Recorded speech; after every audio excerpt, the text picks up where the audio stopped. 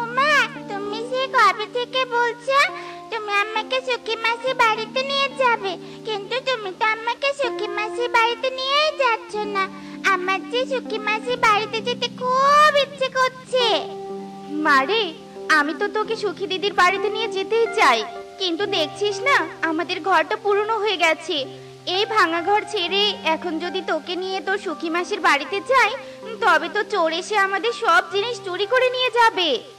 মা, সুখী মাসির বাড়ি কি অনেক দূরে যে আমরা ঘর ছেড়ে গেলে আমাদের ঘরে সব জিনিস চুরি হয়ে যাবে? হ্যাঁ রে মা, সুখী দিদির বাড়ি অনেক দূরে। তোর সুখী মাসির বাড়ি যেতে হলে পাশের বনে যেতে হবে, আর ওই বনটা যে অনেকটা পথ, যেতে যেতেই সন্ধ্যা হয়ে যাবে। তাহলে আমরা সুখী মাসির বাড়িতে যাব না? হ্যাঁ রে মা, যাবো তো, তবে কয়েকদিন দেরি হবে। আগে ঘরটা ঠিক করে নেই, তারপর তোকে নিয়ে সুখী দিদির বাড়িতে যাব, কেমন? আচ্ছা ঠিক আছে, তবে তুমি তাড়াতাড়ি ঘরটা ঠিক করার চেষ্টা করো। আমি যে আর অপেক্ষা করতে পারছি না মা। এভাবেই বেশ কিছু দিন কেটে যায়। আর একদিন টুনি ও টুকি বনের পাশ দিয়ে যাচ্ছিল। তখন হঠাৎ টুকি বলতে থাকে, মা দেখো, ওই জমিটাতে কতগুলো ঘাস হয়েছে। ঘাসগুলো দেখতে কত সুন্দর লাগছে। মা, এই ঘাসগুলো দিয়ে কি ঘর বানানো যাবে না? এই ঘাসগুলো দিয়ে যদি ঘর বানানো যায়, তবে ঘরটা দেখতে কিন্তু অনেক সুন্দর লাগবে, জানো? মা টুকি, আমি তো এটা ভেবে দেখিনি। সত্যি তো, এই ঘাসগুলো দিয়ে ঘর বানালে অনেক সুন্দর লাগবে। আচ্ছা চল, আমরা এখান থেকে কিছু ঘাস কেটে নিয়ে যাই আর ঘর বানানোর চেষ্টা করি। এরপর টুনি ও টুকি ঘাস কাটতে শুরু করে। আর ঠিক তখনই সেখানে কালু কাক আসে। এ কি টুনি, তুই এসব কি করছিস? এই ঘাসগুলো তুই কাটছিস কেন? এই ঘাসগুলো তো আমি গরুকে খাওয়াবো বলে রেখে দিয়েছি। কালু দাদা, তুমি রেখে দিয়েছো মানে? এটা তো তোমার জমি নয়, এটা তো মোড়ল মশাইয়ের জমি। মোড়ল মশাইয়ের জমি হয়েছে তো কি হয়েছে? আমি এই ঘাসগুলো আগে দেখেছি, তাই এই ঘাসগুলো আমি কাটবো। তুই এখান থেকে চলে যা বলছি। শোনো কালু দাদা, আমি তোমার কোনো কথাই শুনবো না। আমি এখান থেকে ঘাস নিয়ে তবেই যাব, বুঝলে? এ কথা বলে টুনি ঘাস কাটতে শুরু করে। আর ঘাস কাটা শেষ হলে টুনি ঘাসগুলো নিয়ে বাড়িতে চলে যায় এবং ঘাস দিয়ে সুন্দর একটা ঘর তৈরি করে। ও মা, ঘরটা তো অনেক সুন্দর হয়েছে। এমন সুন্দর ঘর আমি কখনো দেখিনি। মা, আমাদের তো ঘর বানানো হলো। এখন তুমি সুখী মাসির বাড়ি যেতে নিশ্চয়ই কোনো আপত্তি করবে না? না রে মা, আমি আর কোনো আপত্তি করব না। তুই এক্ষুনি তৈরি হয়ে নে, আমি আজই তোকে সুখী দিদির বাড়িতে নিয়ে যাব। সত্যি বলছো? ইয়ে, কি মজা, কি মজা। আমি সুখী মাসির বাড়িতে যাব। সুখী মাসির বাড়িতে যাওয়ার কথা শুনে টুকি অনেক খুশি হয়। আর সুখী পায়রার বাড়িতে যাওয়ার জন্য টুকি ও টুনি রওনা দেয়। তখন পথে কালু কাকের সাথে টুনির দেখা হয়ে যায়। কি রে টুনি, তুই আর টুকি ব্যাগপত্র নিয়ে কোথায় যাচ্ছিস? নিশ্চয় কোথাও ঘুরতে যাচ্ছিস, তাই না? হ্যাঁ কালু দাদা, তুমি ঠিকই ধরেছো। আমরা কয়েকদিনের জন্য পাশের বনে বেড়াতে যাচ্ছি। ও আচ্ছা, যা, আমি আর তোকে দেরি করাবো না। আচ্ছা ঠিক আছে, তবে আমরা আসছি, কেমন? এরপর টুনি ও টুকি আবার সুখী পায়রার বাড়িতে যাওয়ার জন্য রওনা দেয়।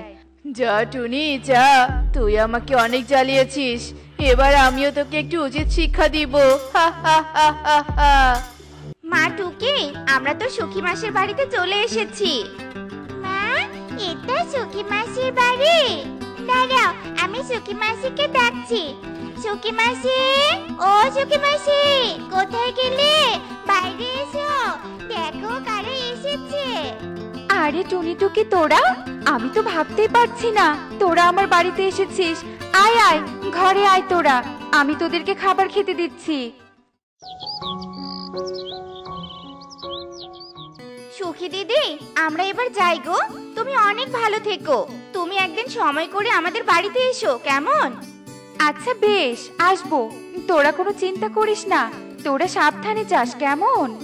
এরপর সুখী পায়রাকে বিদায় জানিয়ে টুনি ও টুকি তাদের বনে ফিরে আসে।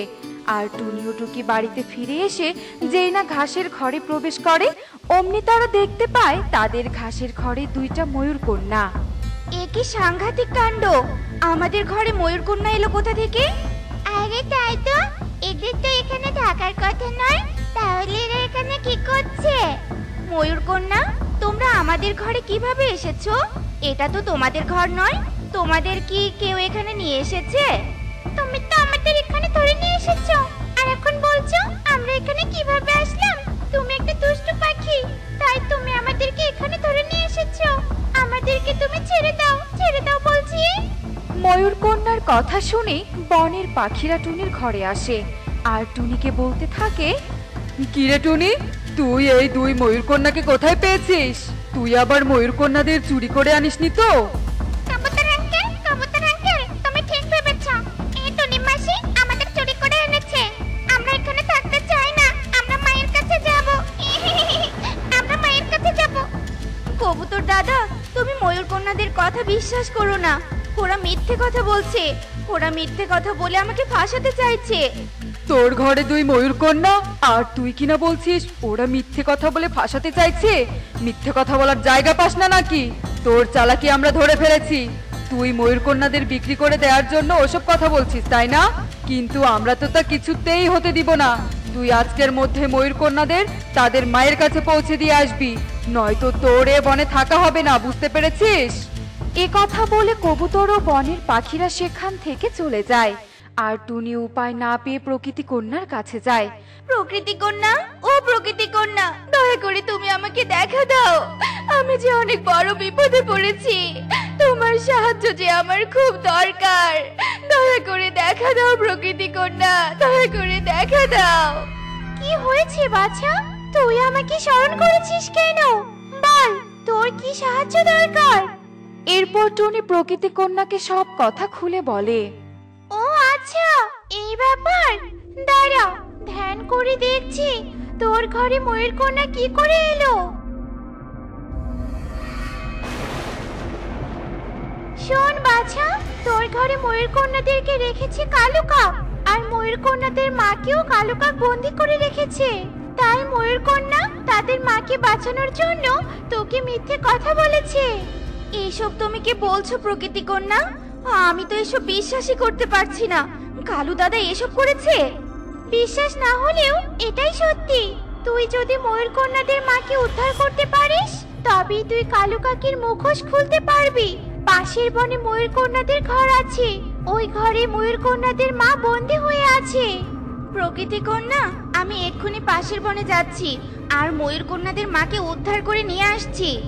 এরপর টুনি প্রকৃতি কন্যাকে ধন্যবাদ জানিয়ে পাশের বনের উদ্দেশ্যে রওনা দেয় আর পাশের বনে যেতে যেতে বিকেল হয়ে আসে এবং অনেক খোঁজার পর টুনি ময়ূরকন্যাদের ঘর খুঁজে পায় আর ময়ূরকন্যাদের মাকে উদ্ধার করে আর ময়ূরকন্যাদের মাকে টুনি তার বাড়িতে নিয়ে আসে।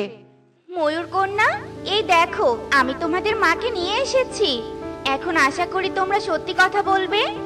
একি, তুমি মাকে উদ্ধার করে নিয়ে এসেছো? আচ্ছা ঠিক আছে, আমরা এবার তোমাকে সত্যি কথা বলবো। আর আগে তুমি বনের পাখিদের এখানে ডেকে নিয়ে এসো। কি হয়েছে ময়ূরকন্যা, তোমরা আমাদের ডেকে পাঠিয়েছো কেন? তবে কি টুনি আবার কিছু করেছে? কবুতর আঙ্কেল, টুনি মাসি কিছু করেনি। সেদিন আমরা তোমাদের মিথ্যে কথা বলেছিলাম। আসলে কালু আঙ্কেল আমাদের মাকে বন্দি করে আমাদেরকে এখানে নিয়ে এসেছিল, আর আমরা মাকে বাঁচানোর জন্য টুনি মাসির নামে মিথ্যে কথা বলেছি। টুনি মাসির কোনো দোষ নেই। তোমরা দয়া করে টুনি মাসিকে ভুল বুঝো না। ময়ূরকন্যা, তুমি সত্যি বলছো কালু দাদা এসব করেছে? ঠিক আছে, কালু দাদাকে আমরা উচিত শিক্ষা দিব। দয়া করে আমাকে তোমরা ক্ষমা করে দাও। আমি টুনিকে অপদস্থ করার জন্য এসব করেছি। আমি আর কখনো এমনটা করব না। টুনি বোন, তুই আমাকে ক্ষমা করে দে। এরপর টুনি কালু কাককে ক্ষমা করে দেয় আর কালু কাক ভালো ও সৎ পাখি হয়ে যায় এবং বনের পাখিরা মিলেমিশে একসঙ্গে থাকতে শুরু করে।